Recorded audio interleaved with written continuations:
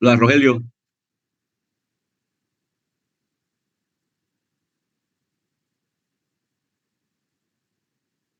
Hola, Rogelio.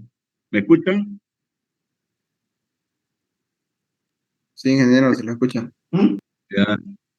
Poneme en pantalla, pues, lo que corresponde, ¿no? Del tema.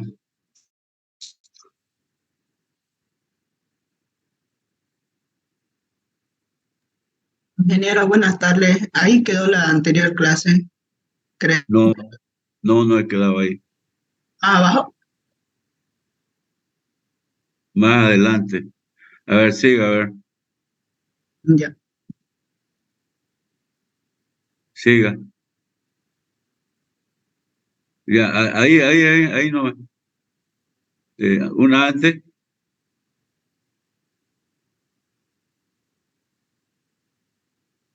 antes, antes, antes, ya. A ver un ratito.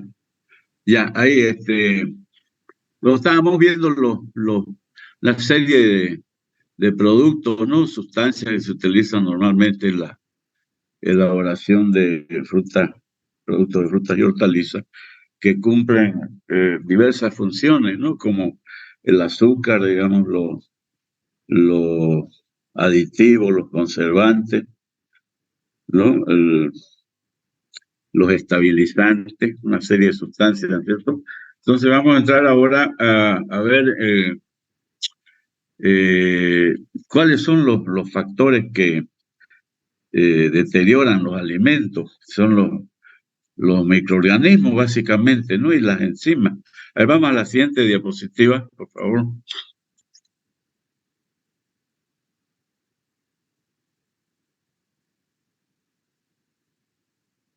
Ya.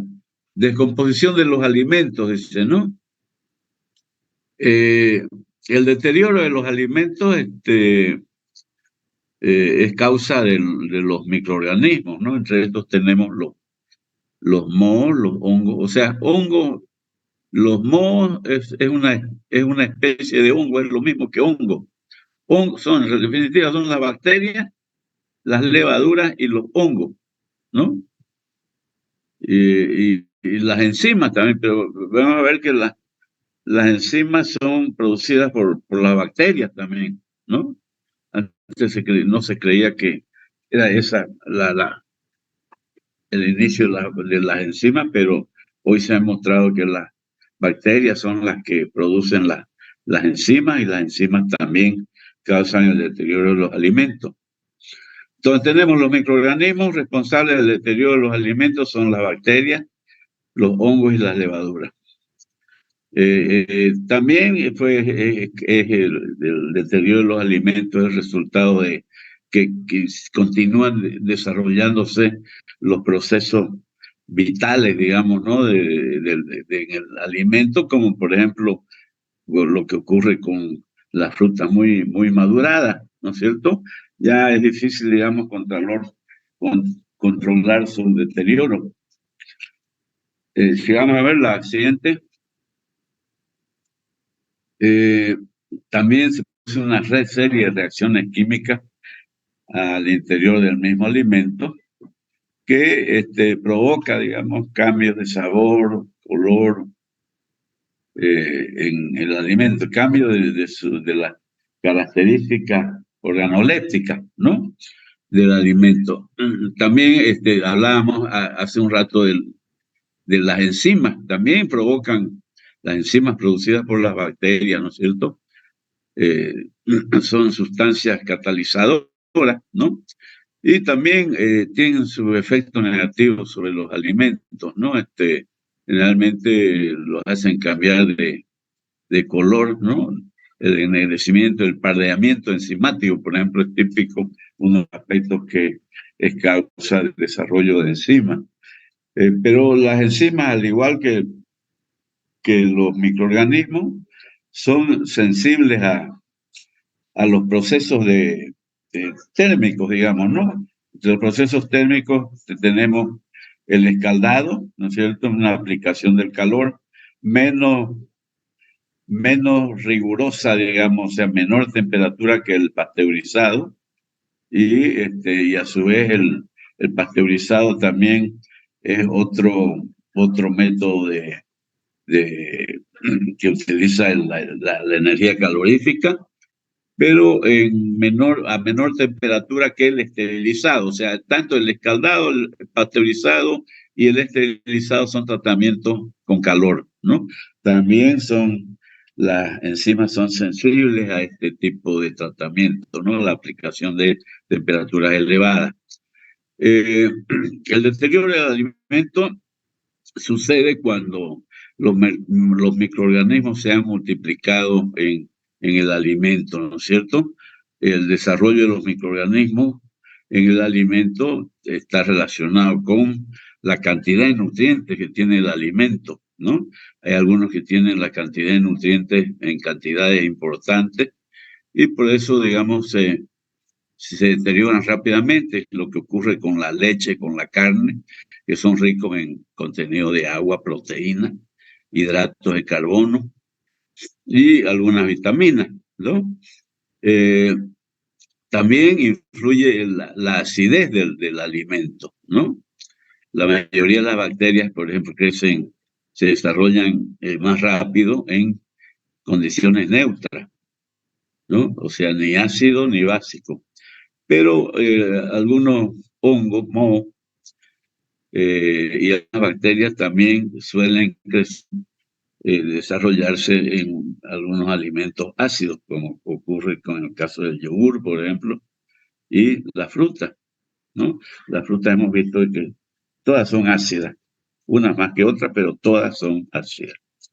También influye la cantidad de agua que tiene el alimento, ¿no? O sea, mientras más agua tiene el alimento, es más facilidad, digamos, para que proliferen los microorganismos, ¿no? Eh, y al revés, digamos, ¿no? Los alimentos que son secos, deshidratados, entonces no tienen, digamos, mucha dificultad para el desarrollo del microorganismo. Entonces también influye la cantidad o si se le ha agregado sustancias conservantes como preservantes, como los condimentos, que tienen por finalidad preservar, digamos, la vida útil del alimento y por ello tienen un efecto negativo en la vida de los microorganismos, ¿no? También se ha comprobado de que entre 7 y 55 grados, en el rango de una temperatura entre 7 y 55 grados centígrados, es el rango donde más fácilmente se desarrollan los microorganismos, ¿cierto? O sea, por debajo de menor a 7 grados es ya más complicado y por encima de 57 grados también es muy difícil. La siguiente, por favor, ya. También es importante conocer que hay algunos microorganismos que son aeróbicos y otros que son anaeróbicos. Los aeróbicos son aquellos que se desarrollan, digamos, en presencia de oxígeno y los otros son aquellos que necesitan, que no se desarrollan en ambientes donde no hay oxígeno, en ambientes vacíos, por ejemplo, y esos son particularmente peligrosos. Entonces, hay diferentes métodos para producir, para industrializar las frutas y hortalizas, ¿no? Pero todos ellos, digamos, todos estos métodos eh, para industrializar frutas y hortalizas, por ejemplo, implican la transformación de estas materias primas, empleando diversos métodos de conservación y que lo que hacen es transformar la materia prima de manera que no sea atacable por los microorganismos y tampoco se produzcan las reacciones químicas al interior del alimento, ni las reacciones enzimáticas que también hemos visto que son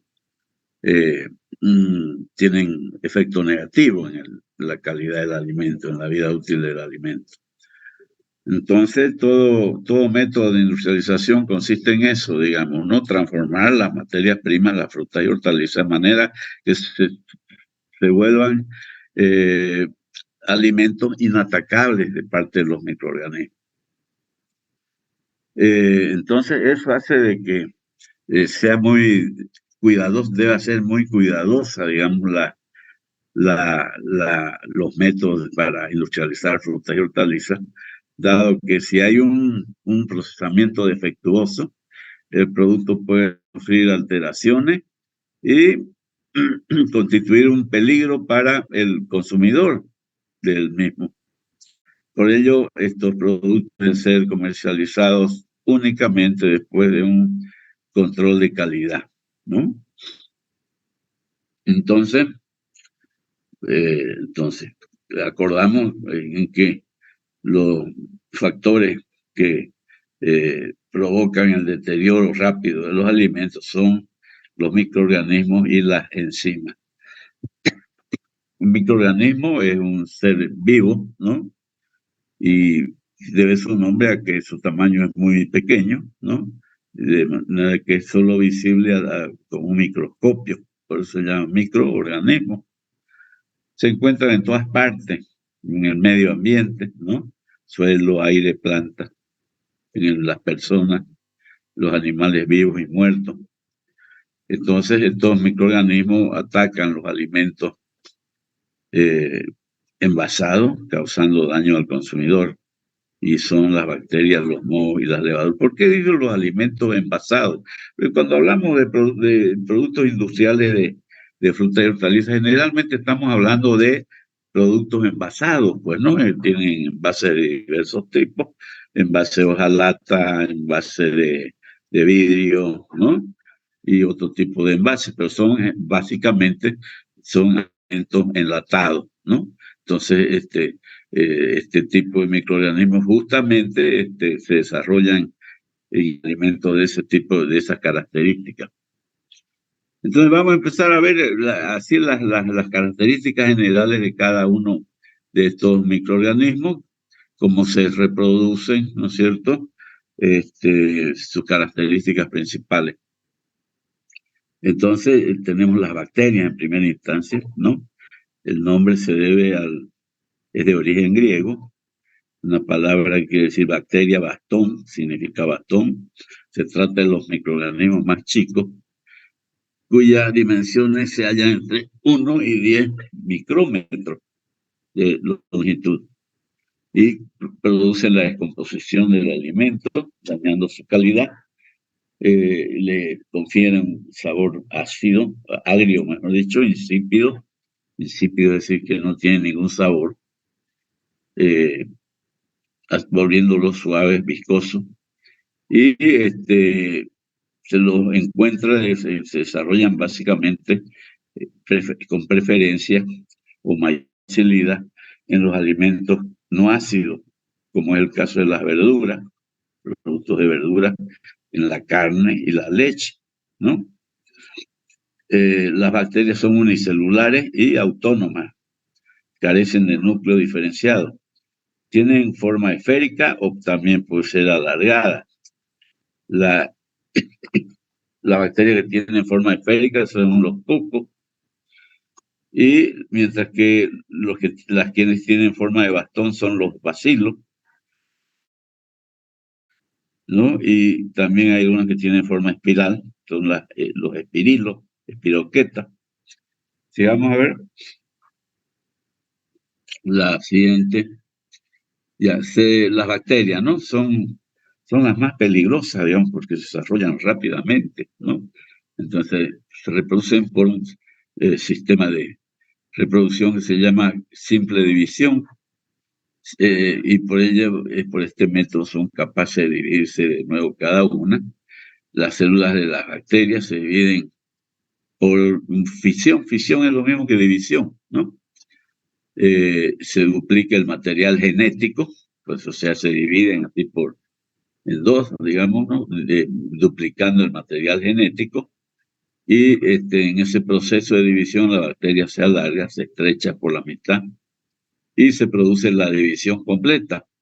formando dos células hijas idénticas a la célula madre, al igual que ocurre con los organismos superiores, ¿no? Con el ser humano, por ejemplo, ¿no? Una especie de bacteria origina al reproducirse solamente células de la misma especie, ¿no? Por eso es, digamos, que cuando imposible, digamos, que dos personas morenas, digamos, dos negros, dos africanos, les salga un hijo choco, digamos, ¿no? Que hay algo raro ahí, o al revés, digamos, ¿no? Entonces al dividirse, al reproducirse, las bacterias producen células de la misma especie, lo mismo que el género humano. Algunas bacterias se pueden dividir cada cierto tiempo, entre un lapso de 20 a 40 minutos, y si las condiciones son favorables, condiciones de humedad, temperatura, si les son favorables, se dividen cada 30 minutos. Entonces, mediante ese mecanismo de reproducción, transcurridas unas 12, 15 horas, una sola célula, fíjense, habrá dado lugar a unos 1.000 millones de descendientes. Una barbaridad, ¿no? Aparecen, digamos, las bacterias en grupo, llamadas colonias, que se pueden observar a simple vista. Algunas de las bacterias tienen capacidad de movimiento, de desplazarse, y se desplazan base a la presencia de unos filamentos, apéndices filamentosos, llamados flagelos, ¿no? Entonces, dependiendo de la dirección que gira el flagelo, la bacteria puede desplazarse avanzando o agitándose en determinadas direcciones.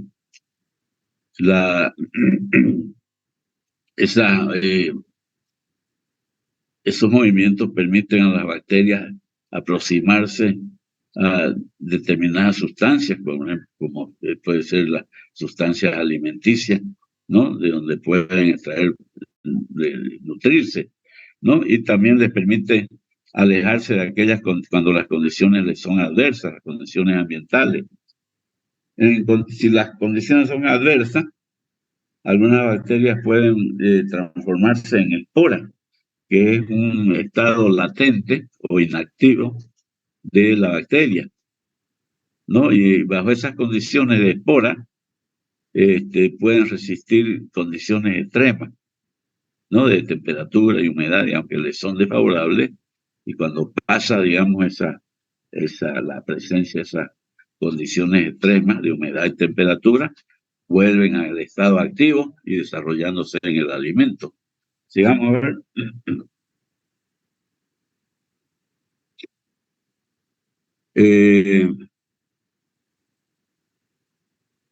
Muchas bacterias tienen efectos patógenos, ¿no es cierto?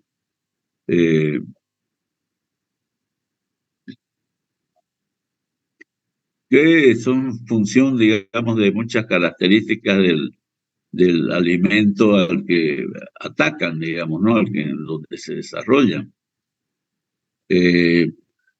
Para nosotros, digamos, tiene mucha importancia una bacteria que se llama la bacteria Clostridium botulinum, que desarrolla lo conocido, el problema, el fenómeno del botulismo se llama, ¿no? Botulismo, que es típico, bastante común, digamos, ¿no? Consiste en un envenenamiento causado por la toxina. ¿Envenenamiento de quién? Del consumidor, pues, ¿no? Del consumidor del producto.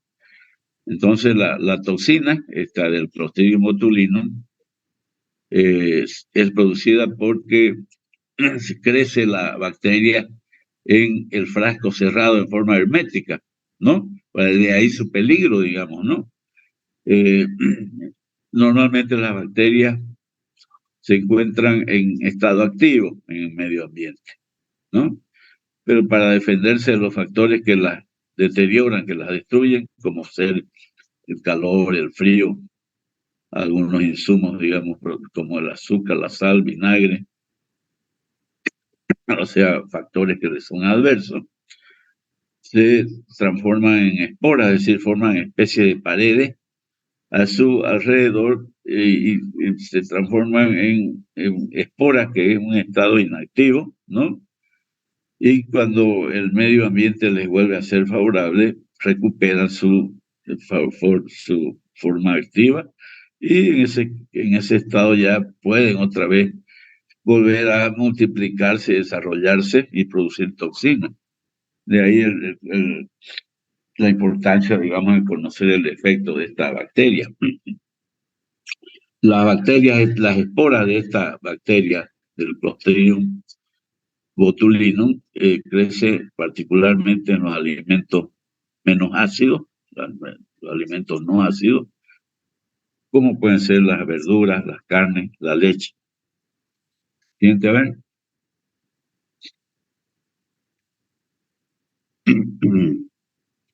Entonces, estas bacterias son anaeróbicas, ¿no? No precisan, crecen más bien en ambientes donde no hay oxígeno, no hay aire. Por lo tanto, es necesario mucho cuidado higiénico al procesar el tipo de alimentos para evitar, digamos, la acción de estas toxinas. También las esporas son sensibles a las altas temperaturas, en menor grado, digamos, la, que las bacterias, ¿no? Cuando están en estado activo, son mucho más sensibles que estas bacterias en estado activo que cuando se transforman en esporas, o sea, su estado inactivo, en el cual pueden aguantar condiciones más drásticas, digamos, ¿no? Condiciones desfavorables para ellos. Pero de todas maneras, digamos, se las puede destruir cuando los alimentos que no son muy ácidos son procesados en forma correcta, por ejemplo, utilizando una olla a presión, donde se alcanzan temperaturas normalmente mayores a 100 grados centígrados, o sea, una temperatura de unos 115 grados centígrados, ya nos podemos estar seguros de que quedan destruidas las bacterias, aún en su estado inactivo o como espora. Cuando hay una posible intoxicación debido a la acción del Clostridium botulinum, los síntomas del consumidor son dolores de cabeza, dolores de estómago, diarrea, estreñimiento, parálisis del sistema nervioso central. O sea, es grave, ¿no? Fíjense. Por eso es que es importantísimo establecer, digamos, sistemas de control de calidad para comercializar estos productos, ¿no? De frutas y hortalizas. Bueno, al igual que las bacterias, también pasamos a ver los hongos, los mohos. Hemos dicho los mohos, en realidad son hongos, es una especie particular de hongo, ¿no? Esas características son las mismas. Se trata de microorganismos que también deterioran los alimentos, son de tipo multicelular, a diferencia de las bacterias que son unicelulares. Son aeróbicos, o sea, requieren aire para su desarrollo. Se producen particularmente sobre los alimentos húmedos, o sea, mayor contenido de agua, más fácil, digamos, el desarrollo de los hongos.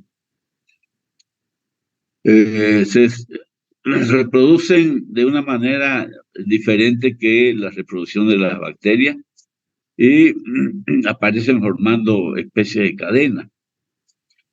Entonces se reproducen por semillas contenidas en el mismo hongo y las cuales son expulsadas al aire, agua o tierra, al ambiente, llegando a contaminar los alimentos y formando grupos de mohos, de hongos de diferentes colores, verde, café, azul, blanco, similares a los formados en el pan húmedo. Aparecen en la superficie de los alimentos, haciéndolos cambiar de color y textura. Se reproducen en los alimentos ácidos y con alto contenido de humedad, como el tomate, encurtidos, frutas En general, digamos, a temperaturas menores a menos 10 grados centígrados, mueren y también o no se desarrollan, más bien, a temperaturas muy bajas, menos 10 grados, se inhibe el desarrollo. Y mueren a temperaturas mayores a 80 grados centígrados. O sea, fíjense, ¿qué quiere decir? Que si a temperaturas bajas, por ejemplo, a menos 10 grados centígrados, no se desarrollan, pero no mueren, fíjense. O sea que cuando se restituye la temperatura, va aumentando la temperatura, otra vez recuperan su... Y no ocurre, digamos, cuando con las temperaturas altas, mueren, ¿no? Y no así, digamos, con las temperaturas muy bajas, menos de menos 10 grados centígrados, por ejemplo. También son eliminadas cuando se utiliza el sistema de vacío, o sea, en el envasado sin presencia de aire, ¿no? Vacío, o sea, a presiones bajas, menores a la presión atmosférica, cuando se hace vacío. Bueno, eso en cuanto a los hongos, digamos. Y también tenemos las levaduras, ¿no? Las levaduras son también microorganismos unicelulares aeróbicos, o sea que precisan la presencia de aire y de oxígeno del aire para desarrollarse. Y se desarrollan particularmente en aquellos alimentos que tienen grandes cantidades de azúcares, como puede ser el caso de las mermeladas, las jaleas, las compotas, la leche condensada, otros alimentos de esa característica. Sigamos a ver la siguiente.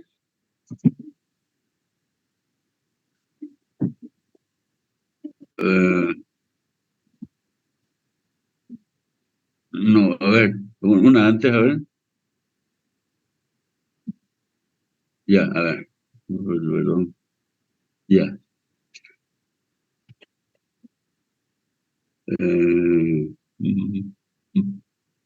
Parece que falta algo acá.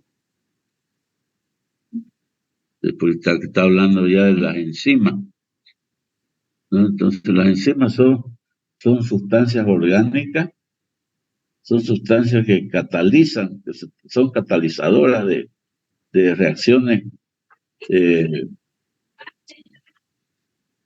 de las reacciones básicas de los seres vivientes, ¿no? Cada tipo de enzima cataliza un determinado tipo de reacciones químicas. Por lo tanto, se necesitan muchos tipos de enzimas, ¿no? Diferentes para metabolizar todo tipo de sustancias, ¿no? Dado que ellos reaccionan o actúan, digamos, sobre determinados tipos de reacciones, ¿no? Entonces, como dije anteriormente, la enzima es producida por las bacterias también, ¿no? La cinética, las reacciones enzimáticas, las reacciones eh, eh, que son típicas de las enzimas, ¿no?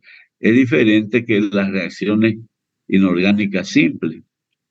Cada enzima, por ejemplo, es específica de forma selectiva para la sustancia sobre la que actúa, sobre la que causa la reacción, y es más eficaz a una determinada temperatura. Aunque sabemos, digamos, de que hay reacciones biológicas que necesitan una determinada temperatura, que se puede aumentando la temperatura hasta ciertos puntos controlados, se puede acelerar la reacción. Sin embargo, vale la pena aclarar que las enzimas son inestables a las altas temperaturas, o sea, cuando se calientan resultan inestables. La actividad catalítica de una enzima, ya que son catalizadoras, está determinada más que nada por su secuencia de aminoácidos y por la estructura terciaria, es decir, la estructura de plegamiento tridimensional y de la macromolécula. o sea, de la molécula de la enzima, ¿no es cierto? La composición molecular son, son polímeros, pues, ¿no? Entonces, pero no es que todas las enzimas, por ejemplo, son útiles también, al igual que no todas las bacterias son, son dañinas, digamos. Por ejemplo, la bacteria que para producir yogur es una bacteria, pues, ¿no?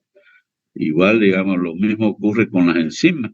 Por ejemplo, la fermentación alcohólica y otros procesos industriales importantes dependen de la acción de las enzimas. Y aquí viene la aclaración que es sintetizada por los microorganismos. Pueden ser levaduras, pueden ser bacterias, ¿no? Empleadas en el proceso de fabricación, de producción. Bueno, eso es, digamos, lo que podemos básicamente hablar de los microorganismos y de las enzimas, ¿no? Como factores causantes del deterioro de los alimentos.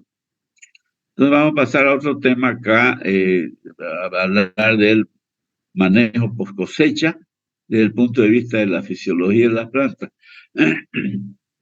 O sea, es que es importante, digamos, estos productos, digamos, para poderlos aprovechar deben ser cosechados, ¿no? ¿Y qué quiere decir el manejo post cosecha? ¿Cómo se debe proceder, digamos, para manipular estos alimentos, para el tratamiento de los mismos, una vez ha sido cosechado, cosechada la fruta o la hortaliza? Es decir, que una vez ha sido extraída de la planta madre, digamos, así, ¿no? Cosechado, ¿no? ¿Cómo es su comportamiento desde el punto de vista fisiológico? ¿Por qué, digamos, hay diferencia cuando la fruta o la hortaliza está pendiente todavía de la planta madre que cuando no lo está, que cuando ha sido cosecha, antes y después de la cosecha? Entonces vamos a ver a qué se debe. O sea, toda vez que la fruta esté unida a la planta madre, o sea, antes de ser cosechada, el tejido de la planta contiene sustancias como el nitrógeno, el oxígeno y el gas carbónico. El gas carbónico, como sabemos, es el resultado del proceso respiratorio de la fruta, ¿no? O sea, hemos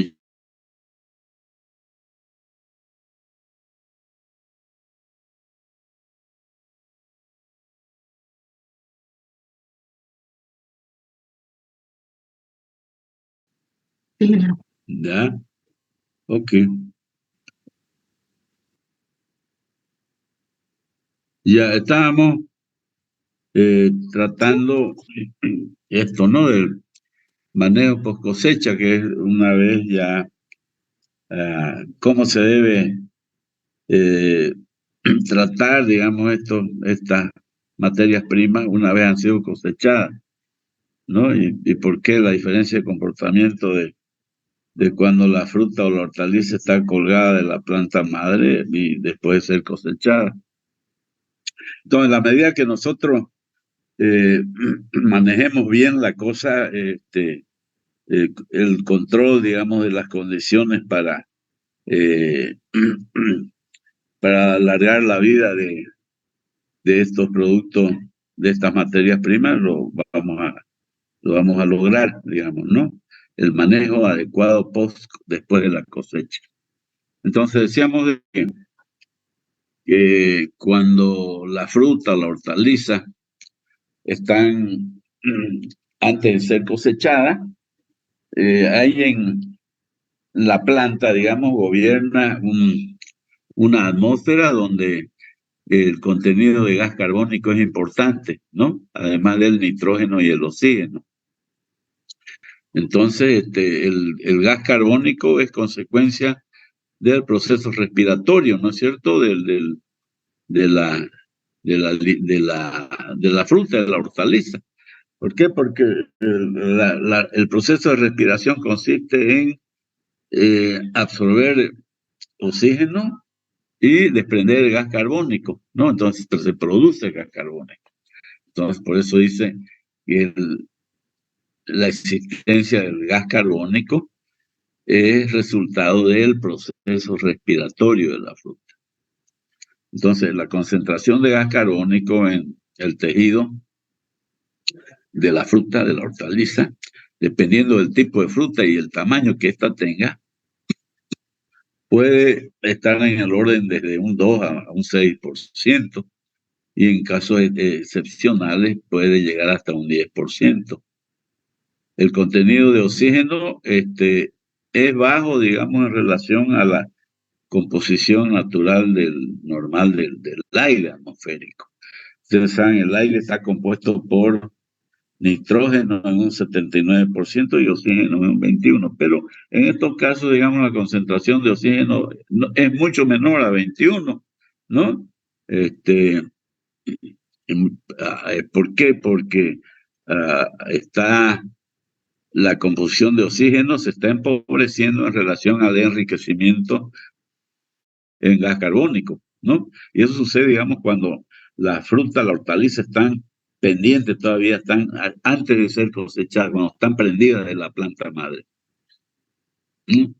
Entonces, de manera similar al fenómeno de almacenamiento en atmósfera controlada, ya vamos a ver qué es eso de la atmósfera controlada, es controlar justamente la atmósfera en cuanto a su composición de oxígeno y nitrógeno, básicamente, ¿no? De una forma parecida a este fenómeno de almacenamiento de atmósfera controlada, la atmósfera interna modificada de la fruta, cuando está colgada de la planta madre, en relación a la composición del aire, ¿cierto? De por sí, digamos, produce una desaceleración del proceso de maduración de la fruta. Ese es el motivo por el cual la fruta no se sobremaduran, es decir, que se mantienen durante largo tiempo sin sobremadurarse cuando están colgadas de la planta madre, ¿no? Entonces, ahora, ¿qué pasa cuando nosotros cortamos la savia, digamos, cosechamos el producto? Ya es otra situación. Sigamos a ver la siguiente.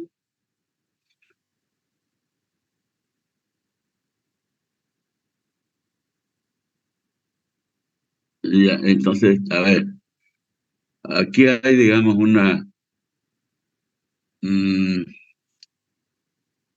se ha cambiado el orden de la diapositiva. Fíjense, aquí sigue hablando de la enzima, y aquí está hablando de la levadura primero. Si recuerdan que dijimos a ver, lo vamos a ver esto, déjelo ahí, ¿no?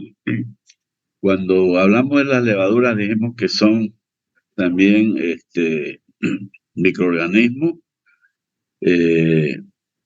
que particularmente se desarrollan en los alimentos que tienen grandes contenidos de azúcares. Entonces, seguimos hablando de las levaduras, van a decir que tienen una forma parecida a las bacterias, a los cocos, que son esféricos. Se reproducen de dos maneras, por gemación, que es una forma parecida pero más lenta a la forma que se reproducen las bacterias. Cada levadura origina, mediante este sistema de gemación, origina una nueva alimentándola hasta el momento en que es capaz de vivir por sus propios medios. Y también, aparte de la gemación, también se desarrollan por semillas, como el caso de los hongos. Las levaduras producen fermentaciones en los alimentos, dando la apariencia de una espuma en la superficie. En algunos casos, como en los jugos de fruta, forman sedimentos espesos. Y aquí recién empieza a hablar de las enzimas, fíjense, ¿no? Entonces vimos la segunda parte, pero ya aprovechemos para verlo esto. Las enzimas son sustancias que se encuentran en las plantas, animales, en el medio ambiente, ¿no? Y que también afectan la calidad de los alimentos, ¿no? Alimentos crudos frescos, produciendo alteraciones, todo como los cambios en el color, en la consistencia, el sabor de los alimentos. Se llama enzima toda sustancia orgánica que está constituida por polímeros de aminoácidos, son proteínas, ¿no? Polímeros de aminoácidos, y ya sabemos que son los aminoácidos, y un polímero es, digamos, una molécula grande formada por varias moléculas. Que estas sustancias llamadas enzimas actúan como catalizadores en el metabolismo de los seres vivos. Catalizan, ¿no? Las reacciones de metabolismo biológico. Actúan regulando la velocidad, por eso se llama catalizadores, ¿no? Reguladores de la velocidad de la realización de las reacciones. Por lo tanto, es una sustancia segregada por un organismo o por un órgano y cataliza las reacciones químicas en los procesos vitales para que estos puedan desarrollarse de acuerdo a las necesidades. Cada enzima actúa sobre un grupo funcional determinado y se denomina según este. Por ejemplo, si la enzima actúa sobre los hidratos de carbono, se llama carbohidratasa. Si actúa sobre los lípidos o grasa, también se llama pasa. Si actúa, y es el nombre, digamos, ¿no? que se les da, ¿no? De acuerdo al tipo de reacciones sobre las cuales actúa. El nombre de enzima, digamos, lo propuso un científico alemán de apellido Kuhn en la década del 1837 a 1900, y su nombre de la enzima deriva del griego enzimé, que significa en fermento. En la actualidad, digamos, hay más de 2000 tipos de enzimas que se han identificado. Y lo demás de esto de la enzima es lo que ya hablé antes de entrar al tema del manejo post cosecha, ¿no? Estamos hablando de lo que estamos hablando en este momento, comportamiento fisiológico de las frutas y las hortalizas antes y después de ser cosechadas. Si vamos a ver, vamos a la siguiente. Entonces seguimos con el tema de una vez la fruta, la hortaliza ha sido cosechada, ¿no? Su comportamiento es diferente. Entonces seguimos, ¿no? También, pues, además de nitrógeno y oxígeno, también siempre está el etileno, ¿no? El etileno, que es una hormona, ¿no? Que provoca, es un gas, digamos, ¿no? Que se halla presente en todos los vegetales, y que tiene la particularidad de que actúa provoca el envejecimiento de los tejidos, de las células, de los vegetales, ¿no? Provocando el climaterio, que se llama climaterio de la fruta. Entonces, también está presente, pues, ese gas, ¿no? El etileno, en concentraciones, digamos, mínimas, entre 0,1 a 1000 partes por millón. Pero debido a la atmósfera modificada, no se mantiene activo, sin provocar el aceleramiento del proceso de maduración de la fruta. Pero ya, digamos, cuando la fruta es separada de la planta, ya no recibe más nutrientes de la madre, de la planta, ¿no es cierto? Y se acaba la fotosíntesis, pero continúa el proceso respiratorio de la fruta. Y también otras reacciones enzimáticas y cambios naturales son típicos en el fruto. Los productos de origen agrícola, luego de cosechados, sobreviven a expensas de sus reservas almacenadas, que son básicamente los almidones y los azúcares, ¿no? Al recolectar la fruta, interrumpimos el flujo de savia y se genera un envío rápido de los gases con el aire exterior. Y entonces, por lo tanto, esa atmósfera que estaba modificada por estar la fruta prendida de la planta madre, ya se va aproximando rápidamente a la composición del oxígeno, del aire, mejor dicho, ¿no? Por lo tanto, el contenido interno de oxígeno va subiendo, sube aproximadamente hasta un 20%, el aire tiene 21%, el efecto del CO2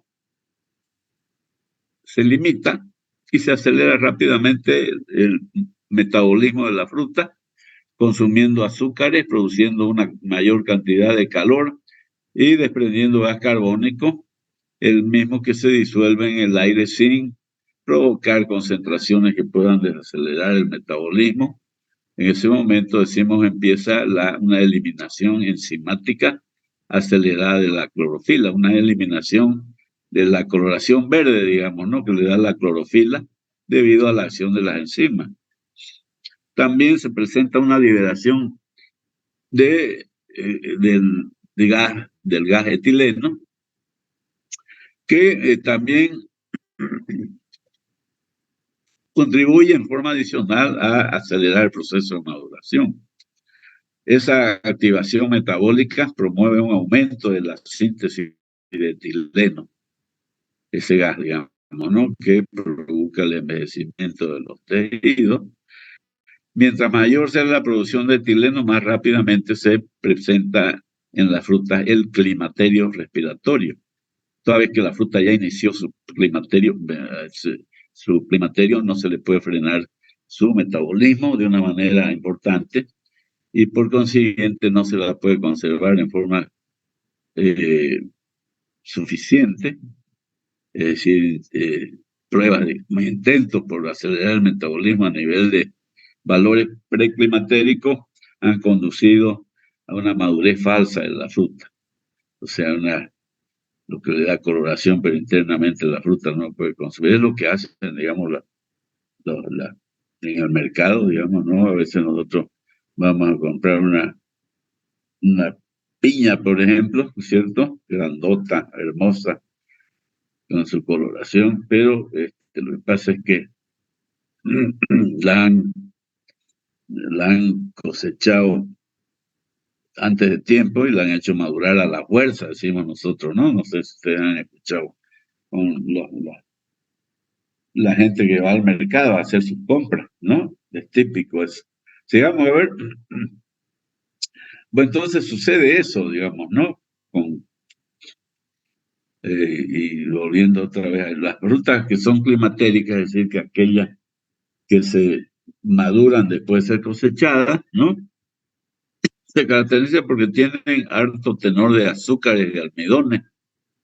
El almidón, mediante hidrólisis, se convierte en azúcares y maduran estas luego de ser cosechadas.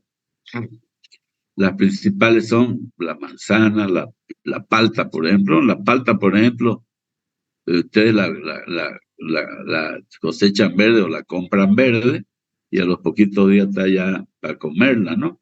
Lo propio ocurre con la papaya, ¿no? Y entre ellos también en menor proporción, por supuesto, duranos, ciruelas, tomate. Las principales frutas no climatéricas hay que dejarlas que maduren estando en la planta, porque luego de cosechadas no maduran.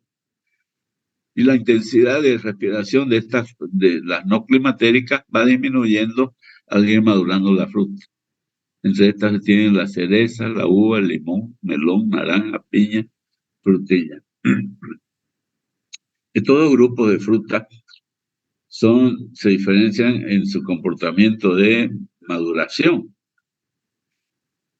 Por ejemplo, el caso de la piña, que ya lo hemos comentado en clase, debe ser cosechada no madura, después de ser cosechada no madura, y se mantiene ácida.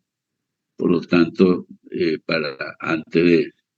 hay que cosecharla cuando tiene arriba de un 75% de maduración, para obtener una piña de buena calidad, sabor y dulce adecuado. Bueno, una vez hemos cosechado nosotros la fruta, la hortaliza, hay que almacenarla, ¿no? Entonces, en los almacenes, sobre todo cuando la fruta va a estar, estas materias primas van a estar tiempo considerable en almacenes, hay que aplicar temperaturas bajas, ¿no? Refrigeración. Entonces aquí, digamos, almacenamiento de las materias primas. Aplicando baja temperatura, provocamos la disminución del proceso respiratorio y por ende aumentamos la vida útil de las frutas y hortalizas. Al disminuir la temperatura de una fruta en unos 10 grados centígrados, estamos reduciendo la velocidad de envejecimiento de 2 a 3 veces, ¿no? Si se deteriora, por ejemplo, en una semana, logramos casi hasta un mes, digamos, de vida útil, rebajando la temperatura del lugar de almacenamiento, del almacén, en unos 10 grados centígrados. Entonces, estas materias primas se almacenan bajo refrigeración, ya que al aplicar el frío, disminuye el proceso, la velocidad del proceso respiratorio de estas materias primas, prolongando su vida útil. Pero también no solamente se puede aplicar frío, sino que también, además de al frío que se utiliza, también se puede añadir el control de la composición de la atmósfera interna del cuarto de almacenamiento. Eso es la atmósfera controlada. Entonces vamos a ir viendo por parte esto. Conservación por refrigeración.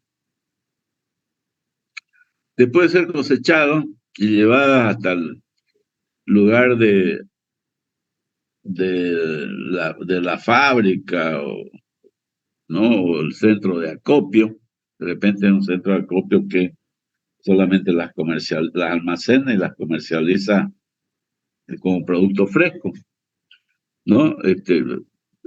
Debe de cosechar, transportar y llevar la fruta al centro de acopio o a la fábrica, se las debe enfriar de forma inmediata y rápidamente. Si vamos a ver.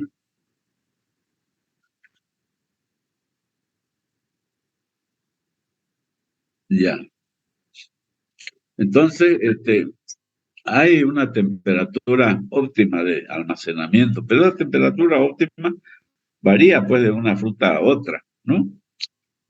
Y aún también la misma fruta, digamos, dependiendo de la especie que se trata. Por ejemplo, en el tomate, por ejemplo, hay el tomate perita, ¿no? Y el tomate de manzana, por ejemplo. Y siempre en todas las frutas hay variedades, pues, ¿no? Especies. Entonces, no es lo mismo, digamos, el tomate perita que el tomate manzana. La temperatura óptima para el tomate manzana no necesariamente es la misma para el perita o viceversa. Entonces, la mejor temperatura de almacenamiento para la fruta será aquella que disminuye la rapidez, la intensidad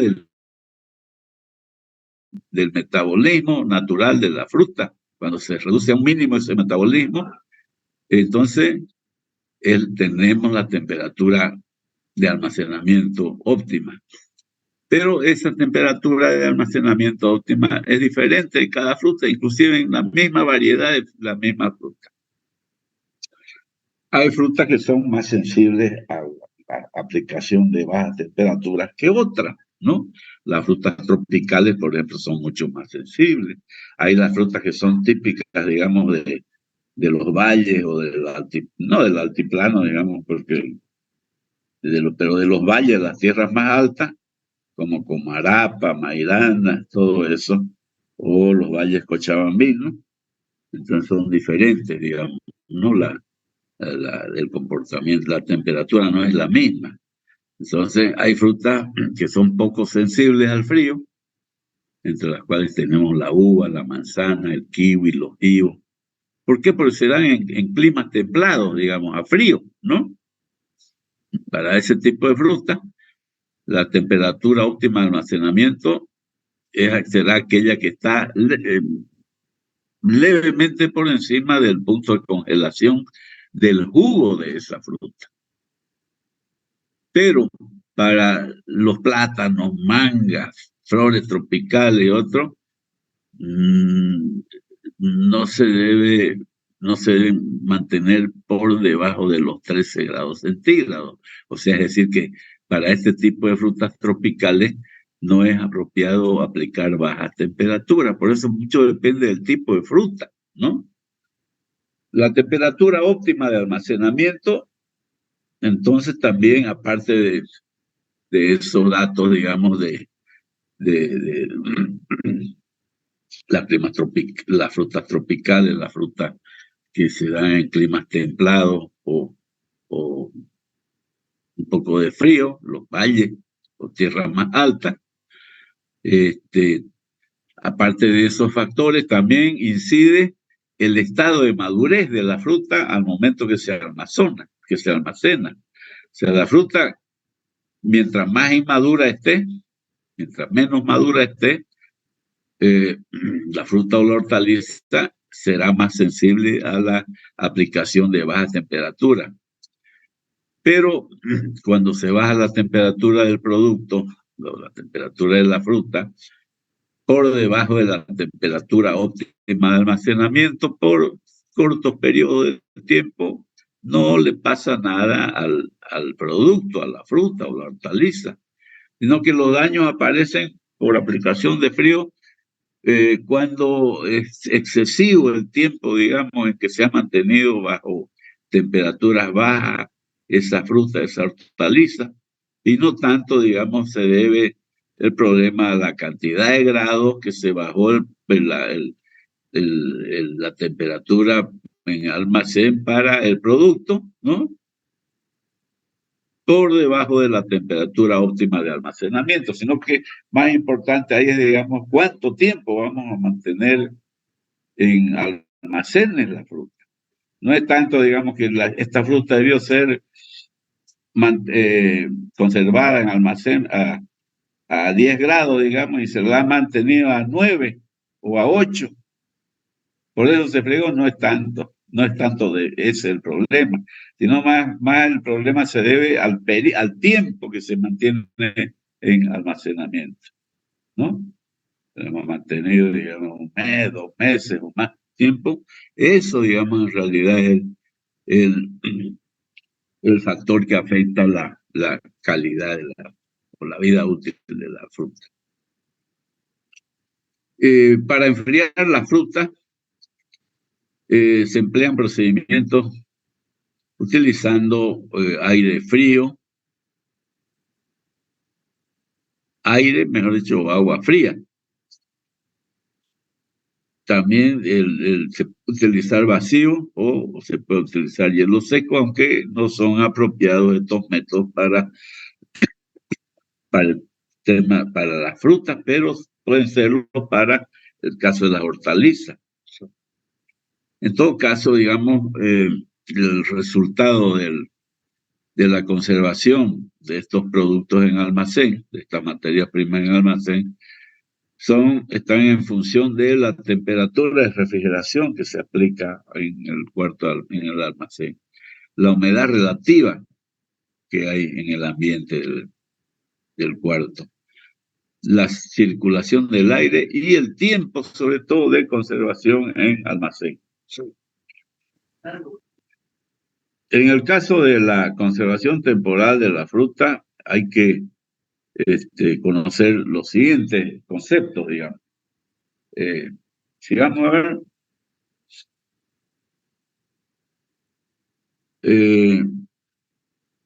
la temperatura mínima tolerada, la temperatura crítica, punto de congelación, y el tema de la circulación del aire. ¿Cómo afectan estas condicionantes? La temperatura mínima tolerada. ¿Qué es la temperatura mínima tolerada? Es aquella temperatura que no afecta la calidad del producto, la vida útil del producto en la conservación a largo plazo. Las frutas tales como peras, manzanas, conservadas a la temperatura mínima tolerada, deben ser sometidas a una maduración complementaria antes de entrar a su elaboración, a procesamiento. La temperatura mínima tolerada. La temperatura crítica es una temperatura que si las frutas se las deja a esa temperatura, las frutas se van a deteriorar, van a sufrir alteraciones. Tanto la temperatura mínima tolerada como la temperatura crítica dependen de la clase de fruta o de hortaliza. No es la misma para todo. También incide el punto de congelación del jugo de la fruta. Sí, el punto de congelación es una temperatura más baja que la temperatura crítica. Si a la temperatura crítica ya sufren alteraciones, ¿cómo será en el punto de congelación? Pues peor, digamos, ¿no? Durante la conservación temporal, la humedad relativa del cuarto de almacenamiento debe ser, por un lado, debe ser un tanto elevada. De esa forma vamos a reducir las pérdidas de peso debido a la transpiración de la fruta o la hortaliza. Por un lado, entonces debe ser la humedad relativa bastante elevada, pero por otro lado debe ser lo suficientemente baja para que no proliferen los microorganismos, ¿no es cierto?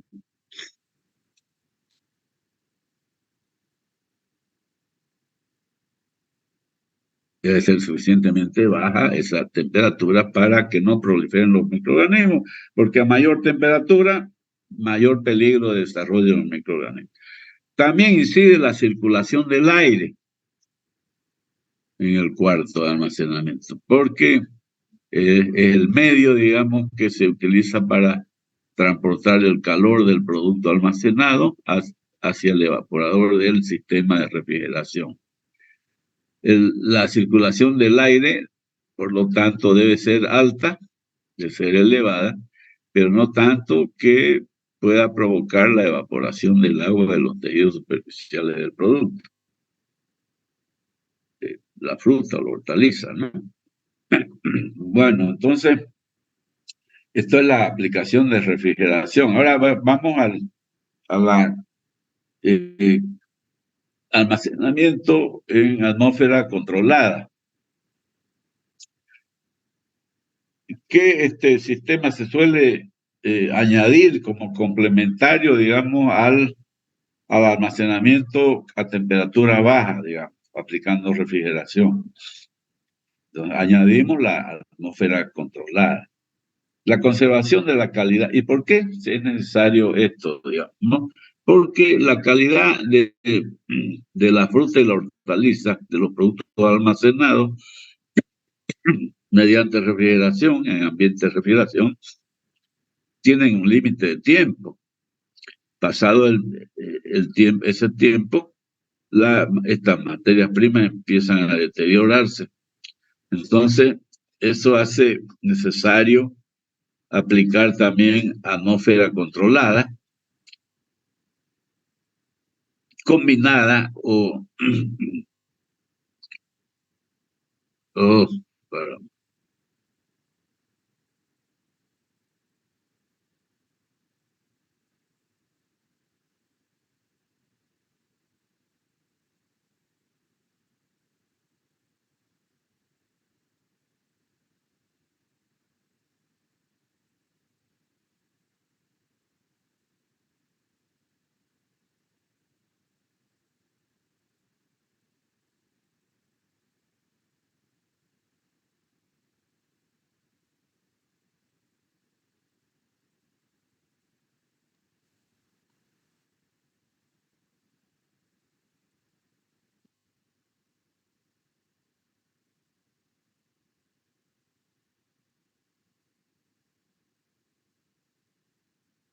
jóvenes, ¿estamos o no?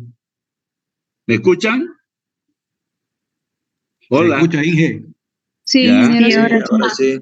Ya, Sí, ahora ya. sí se le Ingeniero, escucha. ¿se escucha? Ok, ya. Gracias.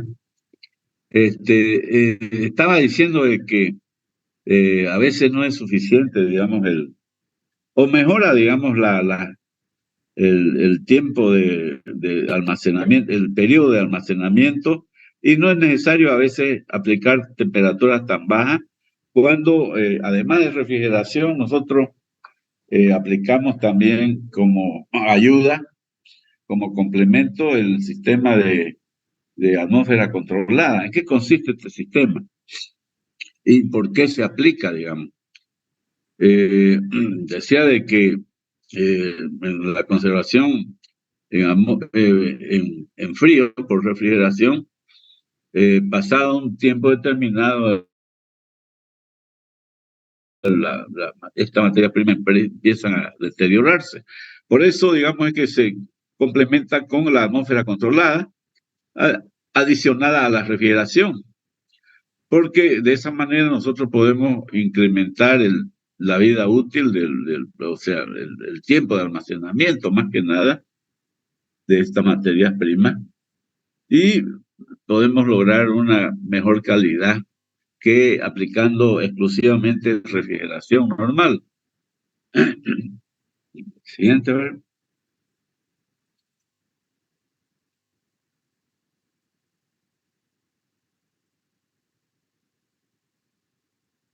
Ya. Entonces, ¿en qué consiste la atmósfera controlada? Como su nombre lo indica, hay acá en un sistema mediante el cual se hace un control de la atmósfera del sitio de almacenamiento en relación a su composición, a la composición de la atmósfera en cuanto al contenido de oxígeno, nitrógeno y gas carbónico, en valores que difieren de la composición del aire normal. O sea, el aire normal, nosotros estamos hablando de 21% de oxígeno, ¿no? Y solamente trazas de gas carbónico. Entonces acá, digamos, con la atmósfera controlada se trata de crear una atmósfera donde el oxígeno esté entre un 3 al 5%, el gas carbónico entre un 3 al 7% y el resto sea nitrógeno, ¿no? Entonces tendríamos nosotros acá entre casi un 90% de nitrógeno, ¿no? Más nitrógeno y menos oxígeno y más gas carbónico. Es una atmósfera diferente, digamos, ¿no? Es atmósfera controlada. Entonces, la aplicación de la atmósfera controlada, provoca una reducción importante de las funciones vitales naturales de la fruta, o sea, el proceso respiratorio en realidad, ¿no? Se desacelera tremendamente. La actividad metabólica de muchos de estos perecederos, la fruta y la hortaliza, puede reducirse a la mitad y aún a la cuarta parte en comparación con almacenamiento en atmósfera de aire normal, o sea, sin aplicar frío ni atmósfera controlada. Entonces, en la atmósfera controlada también la síntesis de etileno, que decimos que es el gas que provoca el envejecimiento de los tejidos, provoca el climaterio, ¿no? Entonces, la síntesis de ese gas, el etileno, se limita prácticamente de manera total en atmósfera controlada y por consiguiente el etileno que se hallaría presente en el sitio de almacenamiento en atmósfera controlada no afecta casi ninguna fruta o hortaliza.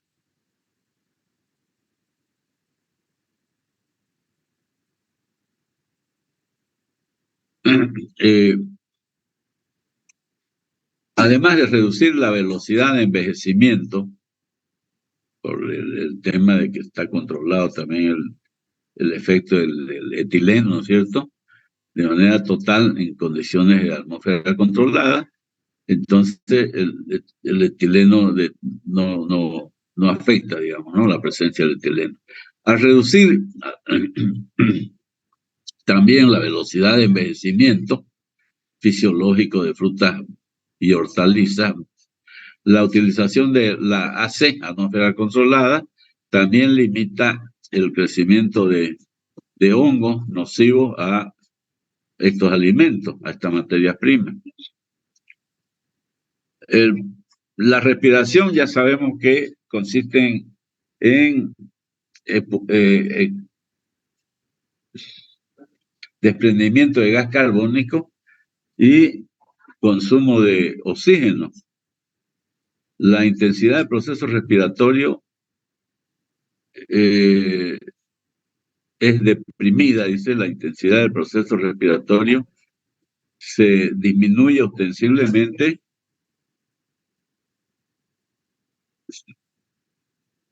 por el bajo contenido ya, bueno.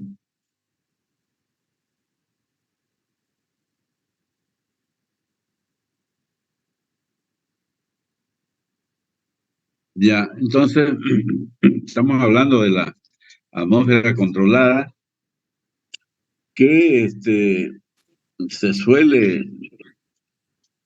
aplicar también, además de bajas temperaturas por refrigeración, para mejorar, digamos, las condiciones de almacenamiento.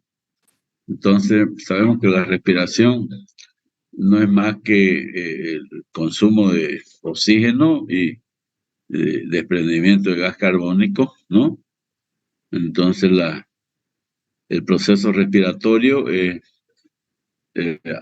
atenuado por atmósferas con bajo contenido de oxígeno y elevados porcentajes de gas carbónico en la atmósfera. En realidad, el oxígeno es el principal activador del proceso respiratorio, del proceso de maduración. Entonces, ¿cómo se aplica el sistema de atmósfera controlada? Se introduce gas carbónico en el cuarto hermético de almacenamiento para lograr, digamos, una composición deseada de la atmósfera del cuarto de almacenamiento, para que disminuya el proceso respiratorio de los productos almacenados, la fruta y hortalizas. Si vamos a ver.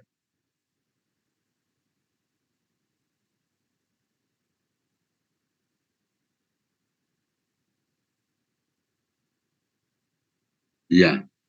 Entonces, este es un cuadro, fíjense, que muestra, es un cuadro comparativo que muestra las condiciones de almacenamiento cuando se aplica solo refrigeración. Y si además de refrigeración aplicamos la atmósfera controlada. Fíjense en el caso de la palta, por ejemplo. En el caso de la palta, la temperatura de almacenamiento es de 5 grados y con refrigeración normal. Y si aplicamos la atmósfera controlada, podemos trabajar con una temperatura de 15 grados, fíjense, en el almacén. Entonces, es una diferencia importante, digamos, ¿no? En un caso, refrigeración normal, pero en el caso de la palta, debemos hacerlo con 5 grados centígrados de temperatura, y si aplicamos refrigeración controlada, podemos subir hasta 15 grados. Es importantísimo eso, ¿no? Como viabilidad, digamos, y como costo también, ¿no? Costo de energía prácticamente. Y podemos, en el caso de refrigeración normal, el tiempo de almacenamiento oscila alrededor de 28 días. Y si además aplicamos refrigeración controlada, atmósfera controlada, ya de mes y medio, ya de 28 días, poquito menos de un mes a mes y medio, ya fíjense, ¿no? Ese es un caso, digamos, donde podemos hacer la comparación. En estos otros casos no, porque no hay los datos Y fíjense acá en el caso de la manzana también, ¿no? Si bien es cierto que no hay diferencia en el tema de la temperatura que se aplica en ambas situaciones, sí la hay en el tiempo de conservación del producto en almacén. En refrigeración normal tenemos 8 meses y acá tenemos 11 meses, ¿no? Una diferencia importante también en el caso de la pera, ¿no? Tenemos 0 grados contra 2 grados, ¿no? Un poquito más en refrigeración controlada, admite un poquito más de temperatura y el tiempo de conservación se alarga de 180 días a 240, ¿no? 6 meses a 8 meses. Igual acá se observa en el coliflor. Bueno, entonces son datos que nos permite ver, digamos, de cuáles son las ventajas de utilizar también la atmósfera controlada. Ok, podemos seguir.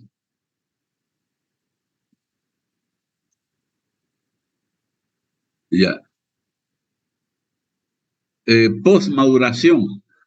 O sea que después, una vez acaba el periodo de almacenamiento y queremos nosotros utilizar esas materias primas, las frutas y hortalizas para transformarlas en productos industriales, ¿no? Queremos habilitarlo lo más rápido posible, tenerlas en condiciones de poderlas utilizar de la mejor manera para el proceso de industrialización. Entonces, por eso vemos la postmaduración.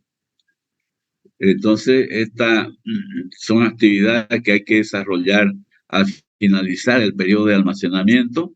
Nosotros vamos a necesitar uniformizar la pigmentación, la coloración de la cáscara, de la pigmentación externa de la fruta y ablandar los tejidos, sobre todo, ¿no? El ablandamiento de los tejidos es importante para una serie de productos, digamos, ¿no? Y el tema de la pigmentación externa, más que nada, cuando la fábrica va a ofrecer, además de los productos industrializados, también va a ofrecer el producto fresco, ¿no? El producto fresco es el que se lo clasifica, se lo embala y se lo expende así sin procesar, digamos, ¿no? Como fruta fresca. Entonces es importante esto, la postmaduración. La posmaduración se puede hacer en forma natural. En este caso, digamos, lo hacemos a temperatura ambiente y también se puede hacer en forma controlada cuando la maduración que queremos se hace bajo condiciones de temperatura, humedad y composición de la atmósfera adecuadas a los requerimientos de la fruta y la hortaliza que estamos queriendo utilizar. Entonces, la maduración controlada nos va a permitir tener el producto listo en pocos días, digamos, ¿no? Que tenga el producto las condiciones adecuadas para poder ser procesado, elaborado. Se realiza esta maduración controlada en cuartos herméticos, los cuales tienen sistemas de ventilación, refrigeración y calefacción. La calefacción es para poder aumentar la temperatura del producto en el momento que se lo requiera. Y sin embargo,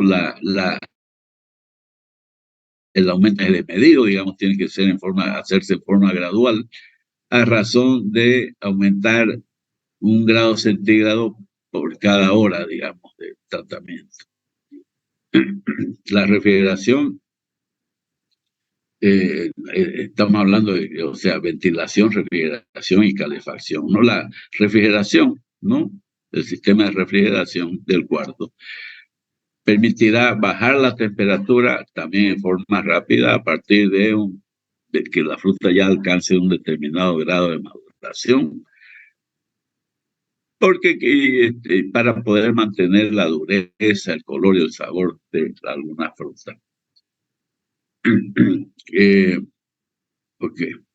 El porcentaje de gas carbónico hay que mantenerlo por debajo del 1%. Ya, como hemos dicho, el gas carbónico es el principal agente, digamos, de que detiene, digamos, el proceso de maduración. Entonces, como lo que queremos es alistar lo más rápido posible esta materia prima para poderla procesar, entonces es obvio de que el porcentaje de gas carbónico debe mantenerse muy bajo, por debajo del 1%. De esa manera nos aseguramos que no obstaculice pues, el proceso de maduración, ¿no? El oxígeno en concentraciones mayores al 50% es el principal activador de los procesos de maduración. Y vamos a ver.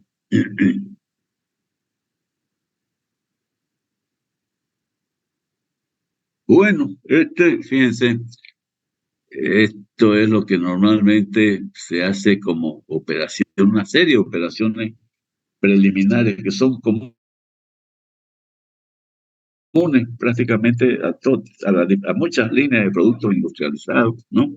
Es lo que hacen las fábricas, básicamente, ¿no? Lo primero que hacen es reciben la materia prima y la pesan, pues, ¿no? Para, en base al análisis en laboratorio, digamos, ¿no? Proceder al pago al proveedor, ¿no? Entonces, el pesado, ¿no? La recepción y pesado. Esa materia prima aceptada, ¿no? Se le hace un calibrado. Calibrado es una selección por tamaño. Esto se hace generalmente cuando la fábrica va a tener productos, va a comercializar la fruta como producto fresco, pero también como producto industrializado, ¿no? Tiene varias líneas. Entonces, como resultado de ese calibrado, entonces vamos a obtener frutas grandes, frutas medianas y frutas pequeñas, ¿no? Clasificadas por tamaño, que es lo que hace el calibrado. Esas frutas grandes se las selecciona según la madurez de la misma y se vende como fruta fresca. Las frutas medianas y las pequeñas se industrializan. Las frutas medianas dan lugar, digamos, a una serie de productos como las mermeladas, jaleas, compotas, jugos. Las frutas más pequeñas se las somete a fermentación para obtener alcohol, por ejemplo, ¿no? Y a partir de ahí bebida. Entonces, son una serie, un conjunto de operaciones que son comunes a la industrialización. Tenemos entonces la selección por madurez, lavado, para separar materias extrañas, suciedades, pesado, que puede repetirse en varias secuencias del proceso, porque es la única forma, digamos, que nosotros tenemos que medir el rendimiento para la de conversión, digamos, con cuánto de materias primas obtenemos un producto. Y el calibrado, pelado, preparación de la fruta, desemillado, corte, etcétera, ¿no? Entonces, también tenemos operaciones tales como el prensado, molienda, extracción, tamizado, clarificación, escaldado, precocción, aplicación de conservante, ¿no? Etcétera. Entonces, eso es lo que normalmente se hace en la fábrica. Vamos a seguir, pero cuando se nos corte, ahí lo vamos a dejar, jóvenes, ¿ya? Cuando se nos corte otra vez ¿ok? Ok, ingeniero. Antes que nos vamos de esta reunión, yo quisiera, no sé si podemos ya nosotros definir la fecha del examen final. No sé, por ejemplo, en proyectos 1 y 2 estamos pensando nosotros en el 14 de julio de este mes, o sea, de aquí a 10 días, los exámenes finales. Y para procesos podría ser, no sé,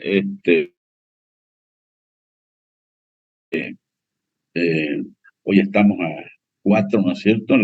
El jueves es 6, el martes 11, el jueves 13, podría ser el 18 o el 20 de julio, ¿no? A ver, vayan pensándolo ya, no quisiera así que pase más del 20 de julio, 21 de julio, para que haya tiempo de revisar exámenes, calificar proyectos y todo eso, ¿ya? Vayan pensando en eso. A ver, entonces, veamos la siguiente diapositiva, por favor, Evelyn. Evelyn, es usted la que está manejando, ¿no? Ya.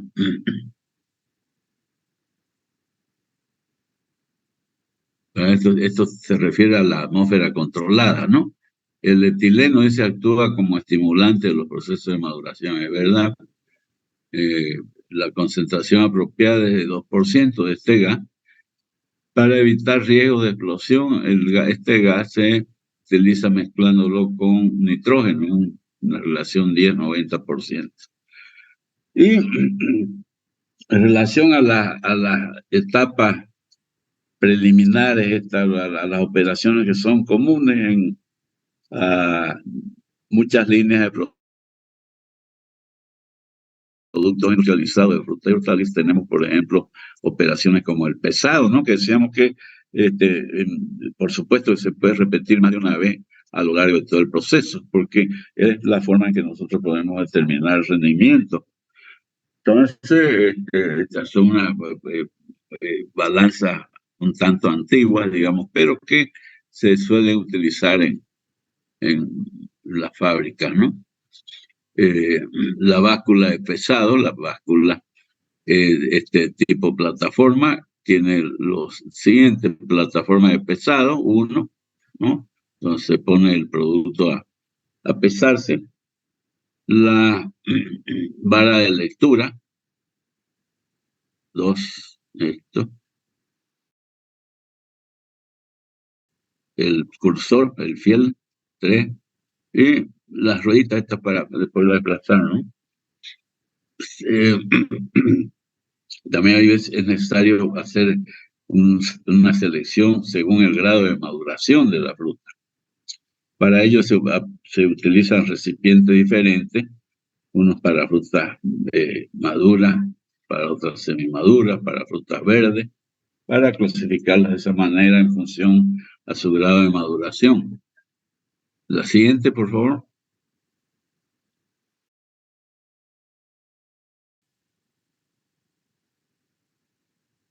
El calibrado que ya vimos, digamos, ¿no? Que es la selección por tamaño.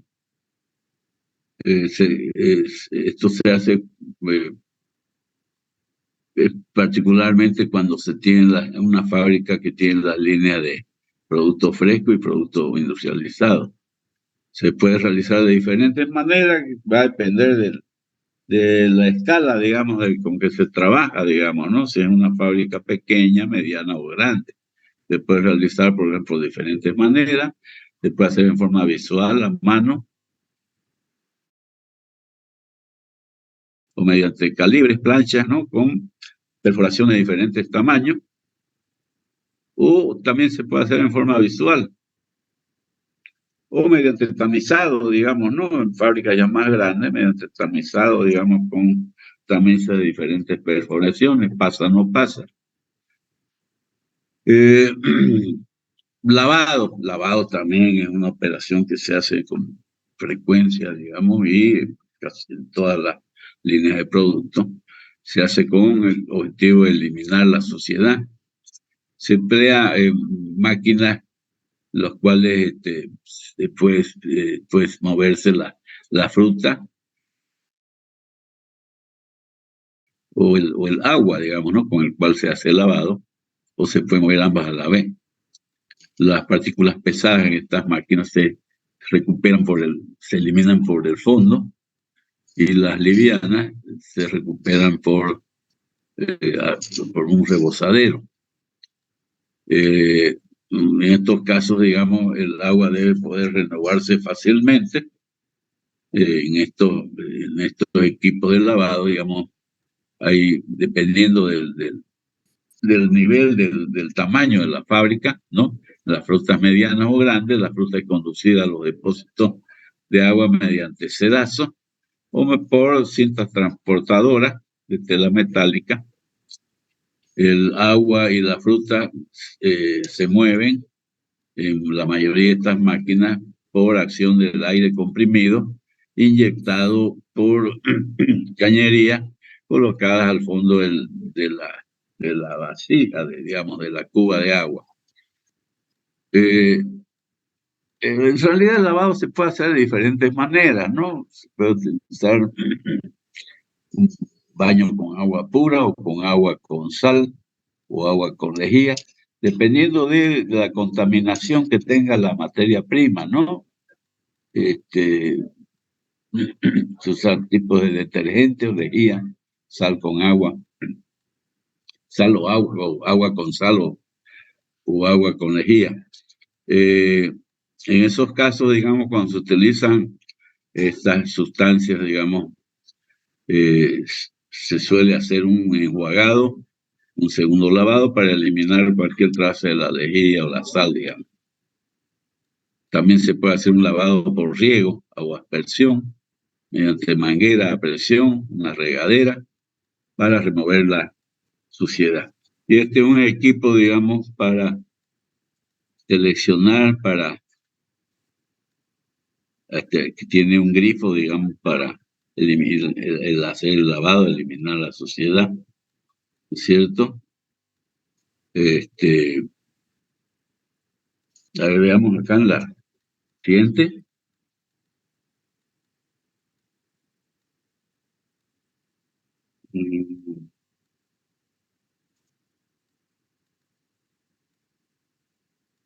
Ya.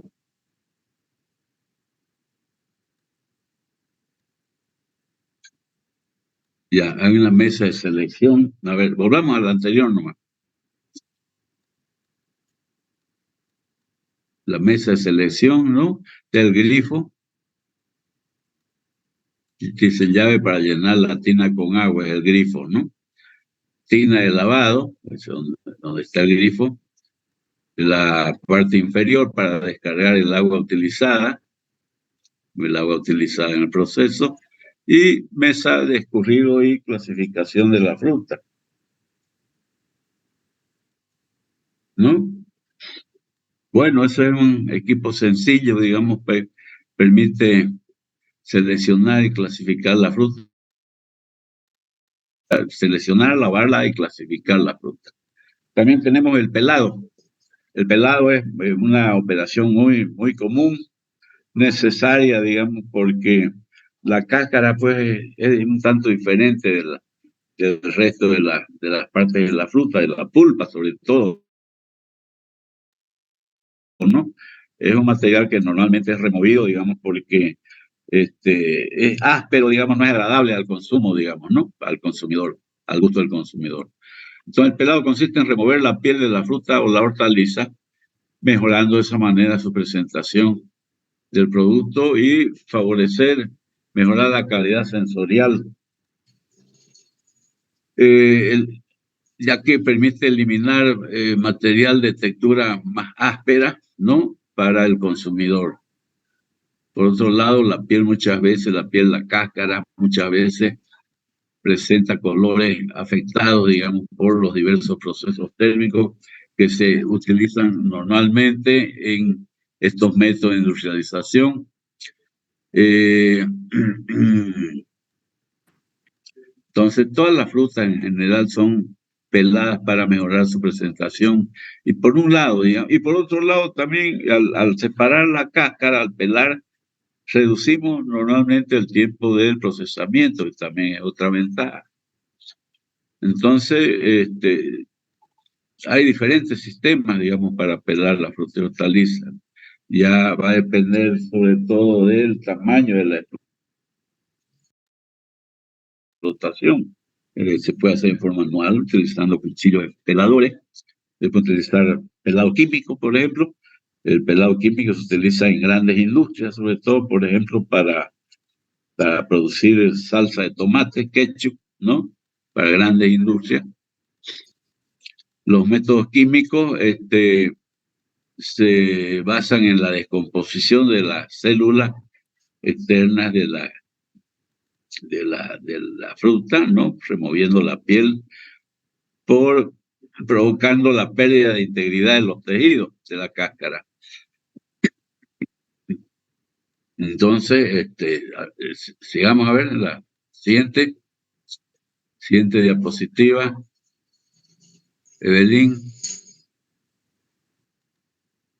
Ya, los métodos químicos pueden ser, digamos, utilizando un baño de soda cáustica hirviente o utilizar aceites vegetales también calentados. La inmersión en lejía de soda se emplea para grandes industrias, más que nada para los extractos de tomate. Para ello se sumerge la fruta en un baño hirviente de soda cáustica al 20%. Ya vamos a ver que no es el 20%, este 20% depende del tipo de fruta, como vamos a ver después. La eficacia del pelado depende de la concentración del baño de soda cáustica, de la temperatura de la lejía del baño y del tiempo de inmersión que permanece la fruta en el baño. El producto debe salir del baño con casi la totalidad de la piel adherida, pero a punto de desprenderse. O sea que es fácilmente removida, digamos, con la mano, digamos, por ejemplo. ¿Por qué? Digamos, no hay que exponer demasiado tiempo, también más de lo necesario, el producto al baño de soda cáustica, porque puede salir el producto ya con parte de la pulpa dañada, eliminada, ¿no? Cuando había una exposición demasiado larga, excesiva, al baño de soda cáustica, provocando pérdida y un mal acabado del producto. Entonces, el tiempo para el pelado químico también es variable, como vamos a ver, pero es corto, digamos, ¿no? En muchos casos es de alrededor de 1 minuto el tiempo en que permanece la fruta inmersa en el baño de soda cáustica hirviendo.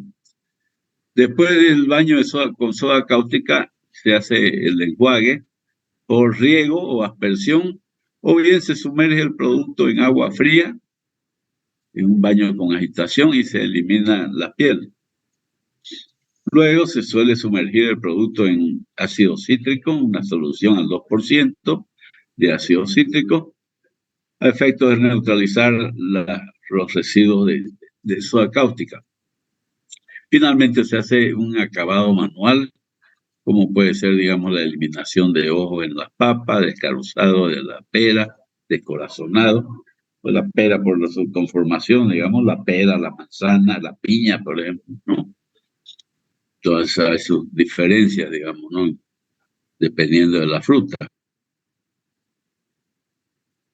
En el sistema semi-industrial, la eliminación de la piel se hace en forma manual. Después del pelado químico, ¿no? La tabla muestra los datos para el pelado. Es un cuadro que vamos a ver después enseguida.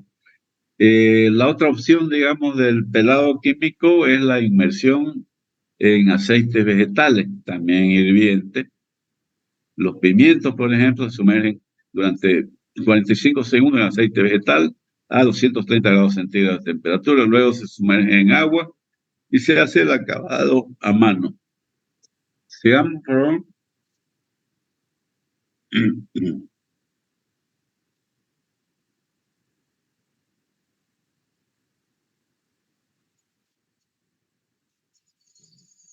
Sigamos a ver, por favor. Ya, ok. Aquí, por ejemplo, fíjense que está este cuadrito, esta tablita para varias frutas, la temperatura del baño de soda cáustica, la concentración del baño y el tiempo de inmersión. Entonces, fíjense, para la papaya, por ejemplo, la temperatura es de 100 grados, 8% de concentración del baño y durante 7 minutos. Ya. ¿Alguien sabe qué es el betabel? Pues no conozco yo eso. Remolacha. ¿La remolacha? Sí, Beterraba, le dicen beterraga o beterraba, no le dicen a la remolacha. también.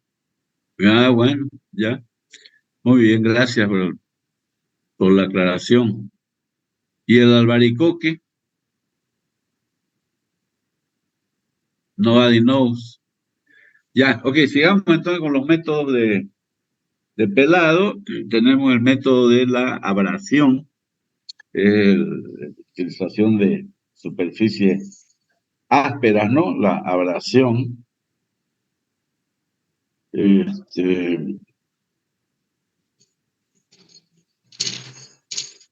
Muelas son muelas que abrazan la piel o cáscara, raen y desgastan por fricción la piel ¿no? Es el pelado.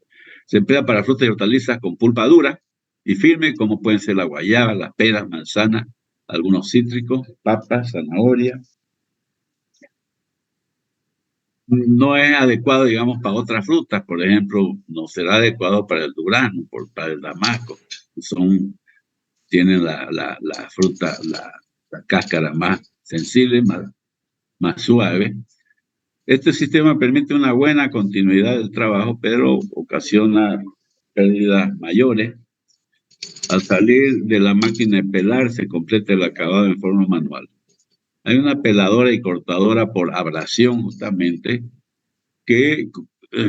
al cual se le ha añadido un aditamento para cortar y se emplea para rebanar y para cortar cubitos y tiras, y que consta de la siguiente parte, ¿no? Vamos a la figura, a la siguiente.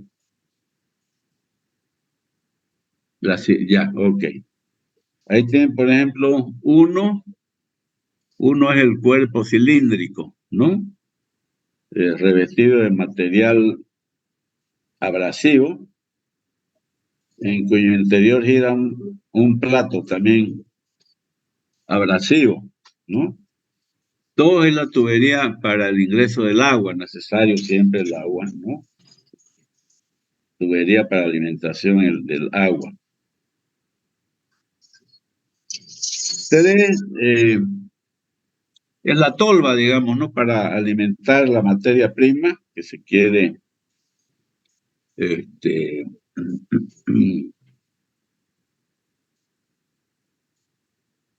pelar, pues no estamos en el pelado. Cuatro es la descarga del producto pelado, porque como es una peladora, ¿cierto? Ahí se hace la descarga del producto pelado. Vamos al dibujito nomás, ahí. 5 es una tolva de alimentación de la materia prima. 5, esto es para, como no es solamente peladora, es para cortar también en cubitos, en trocitos, ¿no? Entonces, tiene esa tolvita también 5 para la materia prima, para las frutas que se quieren cortar, ya no pelar. 6 es una palanquita para presionar la materia prima. 7, la descarga para descargar el producto que ha sido cortado. Y 8 es un disco ubicador, digamos, para hacer los cubitos. Y 9 es un disco rebanador vibratorio con cuchilla ajustable al grosor del corte deseado. Entonces, el cortado o sea, el pelado más bien, se realiza debido a la rotación del plato abrasivo contenido en el depósito cilíndrico, digamos, ¿no? Que empuja el producto en proceso hacia la pared, digamos, para ser pelado. Entonces, es un equipo, digamos, sencillo, pero que cumple esas funciones, digamos, pelar, cortar, ¿no es cierto?, en cubitos, en rebanadas, útil, digamos, para... Sigamos a ver, jóvenes, cuando se nos corte ya el Zoom, lo dejamos ahí ya. Yo en avanzado me estoy, le estoy agradeciendo a ustedes por su presencia, su participación y no sé, digamos, vamos a ver con Rogelio la próxima clase, no sé si ustedes están de acuerdo, como son las últimas clases, lo podemos hacer, seguir haciendo así en forma virtual o podemos hacerlo presencial, no hay ningún problema, ya lo vamos a ver. Bueno, entonces también se puede hacer, hay otros métodos para el pelar por flameado, el empleo de la llama, digamos, el calor, ¿no? Parrillas irradian calor, por ejemplo, ¿no? Consiste en rotar el producto sobre la llama o encima de parrillas que irradian calor. Terminando el tratamiento, el producto es sumergido en agua fría y se eliminan las pieles que han sufrido chamuscado. Los ajíes y pimientos se pelan por este método. Utilizando vapor, también es otro método, utilizar vapor. Para ello, digamos, el producto a pelar contenido en tambores rotativos, a los que se le inyecta vapor. El pelado se realiza debido a la rotación de los tambores, del tambor. Sigamos a ver.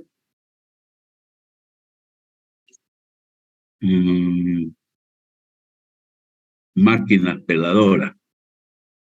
Estas máquinas, digamos, a ver, fíjense, a la izquierda hay peladora de manzanas, pero yo he visto ahí afuera de la universidad, ahí venden jugo de naranja, de Grey y todo eso. Usan ese sistema, peladora de manzanas, dice, la figura de la izquierda, ¿no? La fruta, digamos, fijada entre dos soportes, es obligada a girar, ¿no? Ahí tiene un movimiento de rotación. Sobre la fruta que está girando, actúa la cuchilla que va extrayendo la cáscara, ¿no? Fíjense. Se trata de máquinas peladoras provistas de cuchillos especiales que entran en contacto con la fruta girando. Se hace un repasado a mano, ¿no? Se emplea para pelado de manzanas, peras, cítricos, etcétera. Si vamos a ver la siguiente.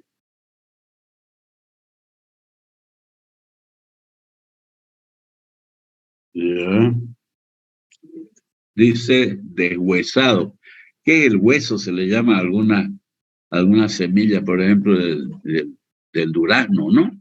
La semilla grande, el hueso, frutas de huesos, le llaman. O sea, los productos como manzana, pera, piña. Fíjense, la manzana es diferente, la pera también y la piña, ¿no? Tienen su característica diferente que las otras frutas. Estas deben ser descorazonadas, dice, antes de elaborarlas, antes de industrializarlas.